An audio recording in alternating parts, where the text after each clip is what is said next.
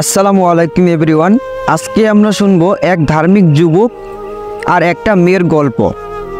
তো চলুন কথা না বাড়িয়ে গল্পটি শুনে আসা যাক। একটা ছেলে বাইরের এক মসজিদে থেকে সে পড়ালেখা করে। তো হঠাৎ একদিন রাতে একটা মেয়ে এসে বলে যে দেখুন, বাইরে এক ডাকাতি হচ্ছে, আমায় একটু থাকতে দিন, ডাকাতি শেষ হলেই আমি চলে যাব। তো ছেলেটি বলল যে দেখুন, আমি এই মসজিদে থেকেই পড়ালেখা করি, আর আপনার সাথে যদি আমাকে কেউ দেখে তাহলে আমাকে এখান থেকে তাড়িয়ে দেবে, তার চেয়ে বরং আপনি এখান থেকে চলে যান।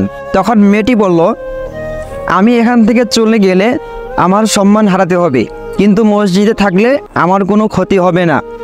তখন ছেলেটি অনেক ভেবে চিনতে মেয়েটিকে থাকতে দেয়। তারপর ডাকাতদের মারামারি শেষ হলেই ছেলেটি বলে, চলুন আপনাকে এগিয়ে দিয়ে আসি। তখন মেয়েটি বলে, এত রাতে?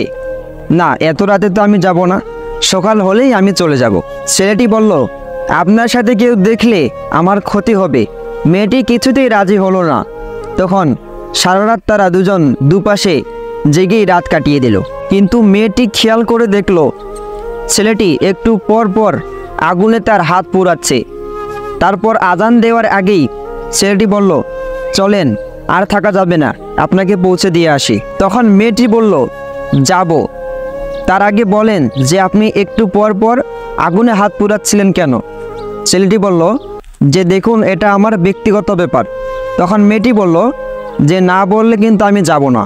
তখন ছেলেটি বলল যে যখনই আপনার উপর কুনজর আসছিল তখনই আমি আমার হাত পুড়িয়ে বলছিলাম, এই আগুন জাহান্নামের আগুনের মাত্র এক ভাগ।